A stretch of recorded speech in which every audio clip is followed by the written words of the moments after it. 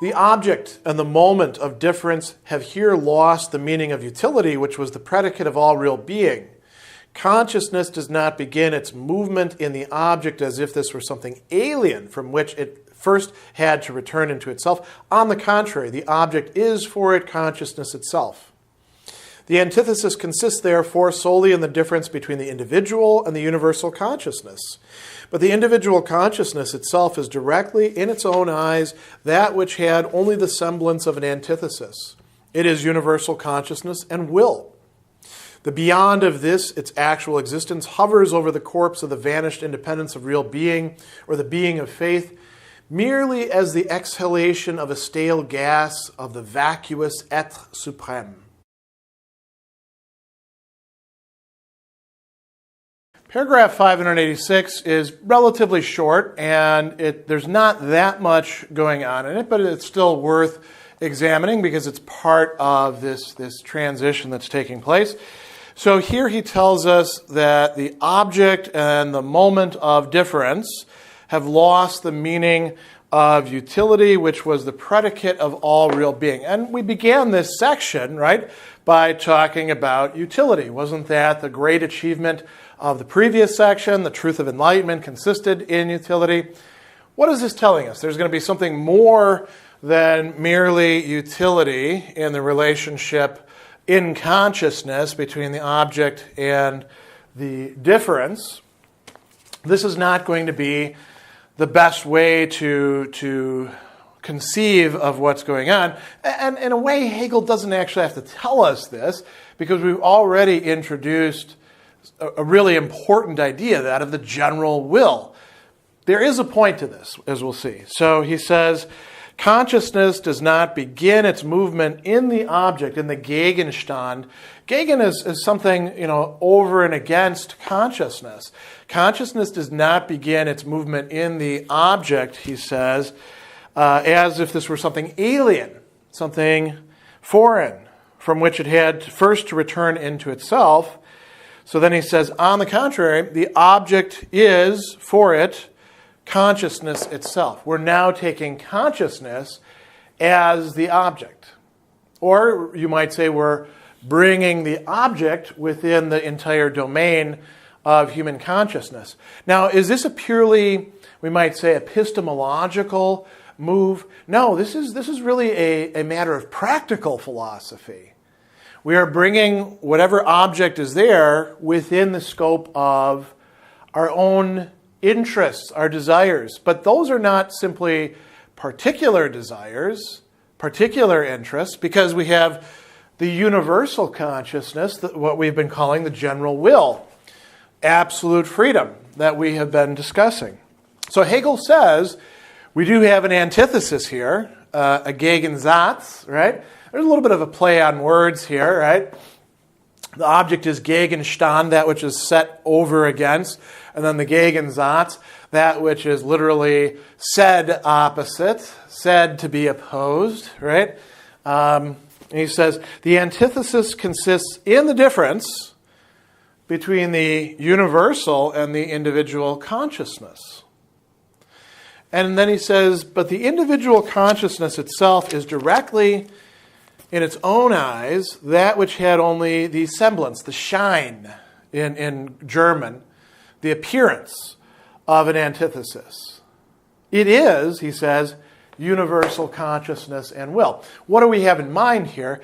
The individual consciousness of the sort that has actually realized that it is part of this totality within a society, and that the spiritual masses or spheres within which it had previously found its place and its meaning are actually permeated by the negativity of consciousness. So in a way, this antithesis does stand. This is something really to be worked out. How do I, as an individual, align myself with the general will? How do I discover what the general will really is so I'm not mistaking my own desires and biases for what is really good for the society, what is really willed by the society?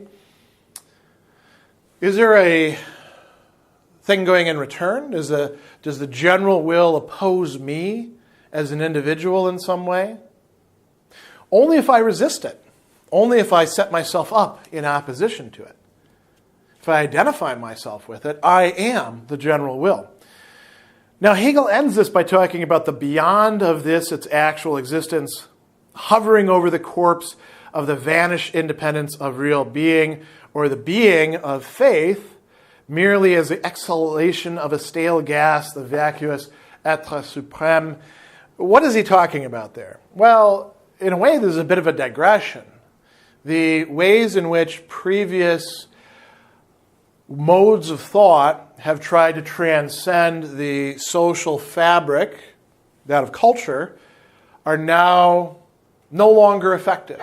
As we've seen, the être suprême, the great, the supreme being, doesn't have any predicates. We saw that all the way back in the struggle of enlightenment with faith. We're now going to essentially leave that behind, or rather, leave it in the background.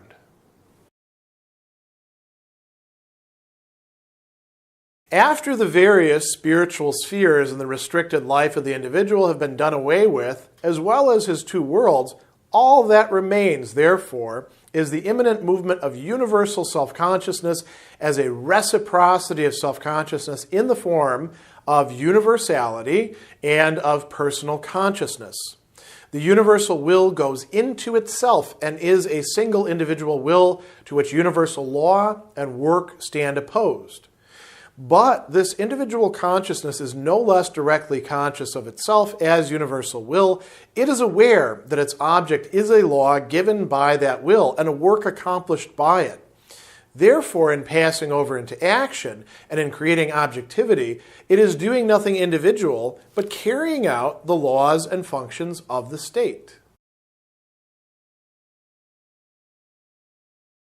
Paragraph 587 is very short but very rich. There's a lot going on here, well worth exploring, some of which is a little bit concealed by the translation, inevitably so, because some of these terms are not that easy to render consistently.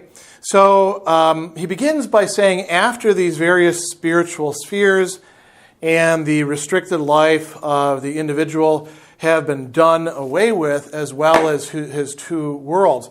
And in the German, the word there is aufheben, right? Or aufhebung, after the doing away with. But whenever we see that, should we just think about cancellation? Or should we think about transcendence with integration?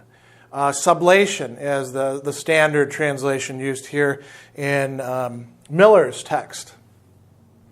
So how has this happened? By the individual becoming conscious that he or she is not just their social class, their status, their identity, as we might say in the contemporary sense of identity politics, whether that be conservative or liberal identity politics. You are not just your background, you are not just your class, your race, your gender, your pick whatever you like. You're not just whatever it happens to be that society has given you and you've taken on as your role. This, could be discovered at a number of different points in history. For Hegel, the determinative place where this happens is the lead up to and during the French Revolution. Some people discovering this, and that's part of what leads to the revolution as they erode the legitimacy of the spiritual spheres and individual self-interest. And others discovering it as they are revolutionized, as the conditions of their life reveals to them new possibilities for understanding their place within society. So these have been, in effect, demystified. A more thorough understanding of them is possible. Now, what are the two worlds before we go on? The two worlds are the real world, the world of work, the world of actual doing, and the world of thought, the world that transcends this. If we want to go back earlier, the world of culture, and then the world of insight and faith. These worlds have been canceled out as well. So he goes on and he says, all that remains is the imminent movement of universal self-consciousness. And we're going to see what that means in a moment. The imminent movement, so within itself, there's no beyond anymore. We don't have to worry about the vacuous être suprême that was just talked about in rather, silly, almost scatological terms, the exhalation of a stale gas, right? We don't have to worry about any of that. There's an imminent movement within society itself of universal self-consciousness figuring out what the hell it actually is. This is a continual process, right? What is this imminent movement of self-consciousness? Hegel tells us it's discovering itself as a reciprocity. Now, the word here that we're translating as reciprocity, which I think is a perfectly fine translation, but it is a little bit more static. It is a little bit more simply relational than dynamic. The German is Wechselwirkung. It's a very rich term there. Wechsel, exchange, right? Wirkung, the actual, let's call it the actual doing of exchange, or the exchange, if we want to be a little bit, silly here and playing around, the exchange of what it is that one is doing, the effects, the reality. There is an exchange going on here within universal self-consciousness. Now, notice that Hegel does not say that it is an exchange or a reciprocity between personal consciousness and universal self-consciousness. Instead, it's between something that is self-conscious and something that we can say may be conscious or maybe is the static expression or residue of consciousness. Universality in this. He says we have a reciprocity of self-consciousness in the form of universality and personal consciousness. He adds to this, the universal will, the universal self-consciousness, goes into itself and is a single individual will. A single individual will. The will of me as a person, as Joe Schmo, or Jacques Matras, the French, it's probably the French-Canadian equivalent of it, because I always heard that from my relatives of Joe Blow or Joe Schmo, right? The every person who now realizes that he or she really is a stand-in for the universal self-consciousness. They're not just whatever they happen to be in their profession or how they were categorized or anything like that. And they're not just their individual desires and urges, the restricted life of the individual. So he says the single individual will. Now, what is opposed to that? Universal law and universal work. Isn't that an interesting idea? It's not just universal law, some moral norms that have to be followed, but universal work, a project that your part is not the totality of. If you're a perfectionist, for example, it's not going to be very easy for you to be part of the universal work. Now, is it? Because you're always going to be so busy screwing around with your own little stuff and never actually getting it done that the other people are waiting on you to finish that up and move on to the next task so that they can take what you're doing and make it part of a larger work. Hegel goes on and he says, this individual consciousness is no less directly conscious of itself as universal will. It is aware that its object is a law given by that will and a work accomplished by it. So here's where he says something really interesting. It engages in action and it creates objectivity. It creates objects. We might even say, it creates a new world, right? He says it's doing nothing individual, but carrying out the laws and functions of the state. Is it doing nothing individual? No, it is doing something individual. It is exercising its own will, but doing so in a way that contributes to this universal project that transcends the previous shapes of consciousness.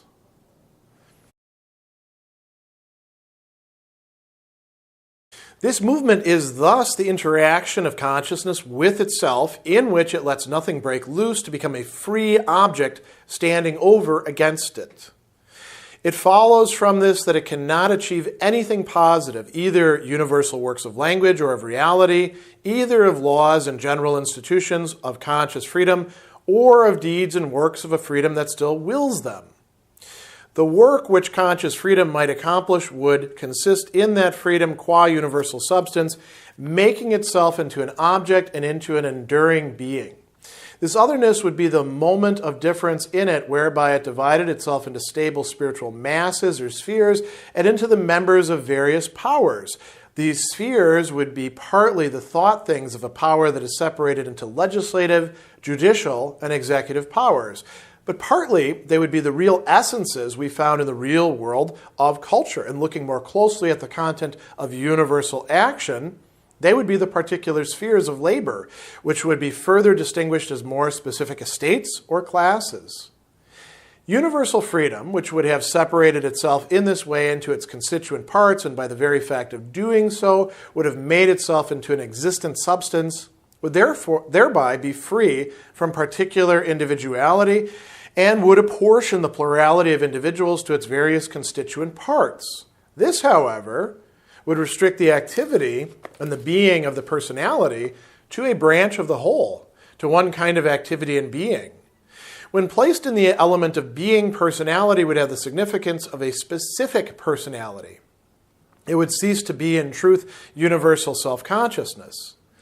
Neither by the mere idea of obedience to self-given laws, which would assign to it only a part of the whole, nor by its being represented in law-making and universal action, does self-consciousness let itself be cheated out of reality, the reality of itself, making the law and accomplishing not a particular work, but the universal work itself.